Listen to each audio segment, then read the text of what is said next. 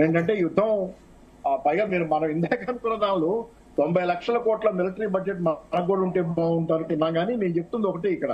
అంటే 90 లక్షలకు మన మొత్తం బడ్జెట్ 54 లక్షల కోట్లు అయితే వాళ్ళ మిలిటరీ బడ్జెట్ 90 లక్షల కోట్లు కాదు. నేను అనేది ఏంటంటే చాలా ఉండాలన్నట్ల మనం పెట్టేది 5 లక్షల కోట్లే కాదు. మన మిలిటరీ బడ్జెట్ బాగుంటే బాగుంటుందని మీరు అన్నారు, దాన్ని నాకు అభ్యంతరం లేదు. కానీ నేను అనేది మిలిటరీ బడ్జెట్ బాగుండాలి, కానీ మిలిటరీ బడ్జెట్ లో పోరాట పటిమ ఉండదు.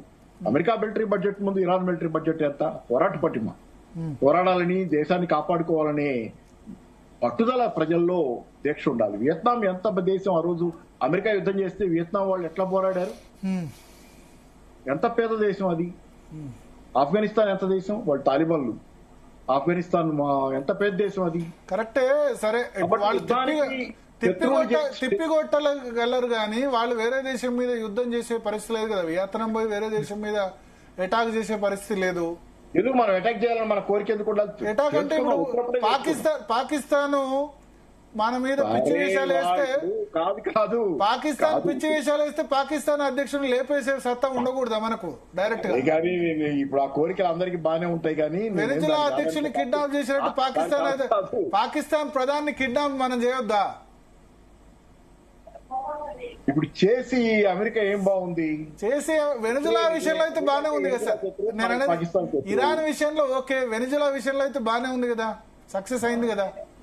వెనిజులా నాకేం శత్రువుగా సార్? వెనిజులా అడ్మైర్ మధుర బిన్ లాడెన్, నేను అనేది బిన్ లాడెన్ కూడా లేపేశారు కదా. బిన్ లాడెన్ వ్యవహారం వాళ్ళంతా అదంతా అది గ్యాంగ్ వేరు, కానీ ఆ గ్యాంగ్ విషయం నేను మాట్లాడటలా. అంటే నా ఉద్దేశం ఏంటంటే మన శత్రువుని మన దగ్గరున్న సామర్థ్యం చూసి, రక్షణ సామర్థ్యం చూసి భయపడాలి. చైనా అయినా, పాకిస్తాన్ అయినా, బంగ్లాదేశ్ అయినా. కానీ ఇప్పుడు మనం ఇప్పుడేదో ఒక్క పాకిస్తాన్ లో ప్రెసిడెంట్ నో ప్రైమ్ మినిస్టర్ భయపెట్టడానికి అంత పెద్ద ఖర్చు. చైనా మీద అమెరికా కూడా భయపడుతుంది కదా ఏం చేయడానికి. ఆ విధంగా క్యాపబిలిటీ ఉండాలి మనకు కూడా. ఎవరికి భయపడుతుంది? చైనాకు అమెరికా కూడా భయపడుతుంది కదా అంటారా? అదే నేను అంటాను. అందుకని ఏంటంటే ఇది డెంగ్ సియాఓపింగ్ మాట చెప్పాడు. నేను చెప్పేది ఒకటే, దీనిలో భయపడాలి. రెండో వాళ్ళు అవసరాన్ని అంటే ప్రపంచంలో మంచి చెడేం లేవు, లాభ నష్టాలు భయం భక్తులే ఉన్నాయి. రెండో వాడిని భయపెడతావా, నువ్వు భయపడతావా అంతే అంతే. మంచి చెడుతో కబుర్లు అవ్వ. అది రెండు. అక్కడే నేను చెప్పేది ఒకటి, మీకు డెంగ్ సియాఓపింగ్ ఓ మాట అన్నాడు, చైనా గురించి ప్రస్తావన తెచ్చారు కాబట్టి. నీకు hide your time and bide your strength అన్నాడు. నీ స్ట్రెంత్ బిల్డప్ చేసుకుని, సైలెంట్ గా నీ స్ట్రెంత్ బిల్డప్ చేసుకుని టైం వచ్చినప్పుడు నీ పంజా తెరువు అన్నాడు.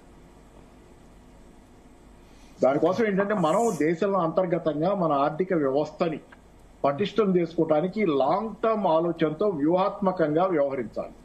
మనం ఇంటర్నల్ గా స్ట్రాంగ్ అవ్వాలి. చైనాకున్న రెస్పెక్ట్ ఎక్కడి నుంచి వచ్చింది? ఒక ఆయుధ నుంచే కాదు, దానికున్న ఆర్థిక పటిష్టత. అమెరికా దాని దగ్గర నుంచి దిగుమతులు తగ్గించుకోవాలంటే చైనా దగ్గర నుంచి తగ్గించుకోలేక ఇంకా పెరుగుతున్నాయి ఎగుమతులు. చాలా వ్యూహాత్మకంగా వ్యవహరిస్తుంది చైనా. దాని స్ట్రెంత్ అంతా ఎక్కడ ఉంది? దాని స్ట్రెంత్ అంతా దాని ఆయుధాల్లో ఇంతవరకు ఆయుధాలు పరీక్షించబడాలి, అది యుద్ధం చేయలే ఈ మధ్య. దాని స్ట్రెంత్ అంతా దాని ఆర్థిక వ్యవస్థలో ఉంది. టెక్నాలజికల్ గా కూడా అమెరికా మీద సుపీరియారిటీ సంపాదించింది కదా చైనా. అందుకని మనం ఇంటర్నల్ గా ప్రతిసారి ఆ రష్యా ఎందుకు పడిపోయింది పని, చైనా కమ్యూనిస్ట్ పార్టీ సరే, చైనా కమ్యూనిస్ట్ దేశం అది ఇలా ఉంది.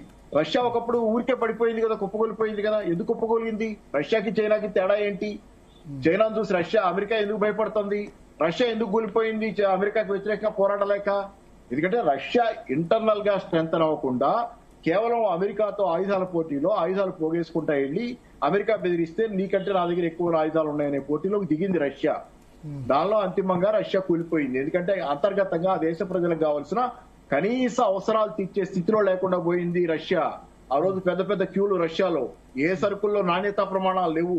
వీటన్నిటి వల్ల అంతర్గతంగా దేశంలో ప్రజలేమో విలవిల్లాడుతున్నారు సరుకులు లేక క్యూలలో ఇట్లా. రెండో పక్కనేమో బయటేమో పెద్ద పెద్ద ఆడంబరంగా ఆయుధాలు, షిప్పులు, బ్రహ్మాండమైన యుద్ధ నౌకలు ఇట్లా ఉండేది రష్యా. అంతర్గత బలహీనతల వల్ల కూలింది రష్యా. అమెరికా దెబ్బ కొడితే కూలింది కాదది. చైనా ఎందుకు స్ట్రాంగ్ గా ఉంది? వాళ్ళ అంతర్గతంగా దాని ఆర్థిక వ్యవస్థ పటిష్టంగా ఉంది. చైనాలో ప్రజలు చైనా దేశంలో తయారైన సరుకుల్ని ఈ రోజు విదేశాల నుంచి వచ్చిన మన ఆర్థిక వ్యవస్థ కూడా ఆ విధంగా కావాలి. అలా అవ్వాలి అలా అవ్వాలి అలా అవ్వాలి. నేను నా ఇనిషియల్ రిమార్క్స్ లో అదే చెప్పాను. BYD కారు కొనుక్కోవడానికి చైనా వాళ్ళు మంచి కారు అనుకుంటున్నారు. తౌకలో మంచి car BYD car, Musk car కంటే, ఎలన్ మస్క్ కార్ టెస్లా కంటే. సో ఆ రకంగా భారత ఆర్థిక వ్యవస్థను అంతర్గతంగా పటిష్టం చేసుకున్న రోజు ఆటోమేటిక్ గా ఆయుధాలకు సంబంధించింది కూడా నెక్స్ట్ ఫాలో అప్ వచ్చేస్తుంది దాంతో పాటు. అది వదిలేసి మనం Russia type model, China model రెండు ప్రపంచంలో ఈరోజు కళ్ళ ముందు కనపడేది అమెరికాకి ఎదురుగా. రష్యా మోడల్ ఫెయిల్ అయింది, బయట ఆయుధాలతో ప్రదర్శనలు చేసింది, విన్యాసాలు చేసింది, పడిపోయింది లోపల లేక. ఓకే, ఒకసారి అమర్ గారు ఒపీనియన్ తెలుసుకుందాం. అమర్ గారు, సో ఇవాళ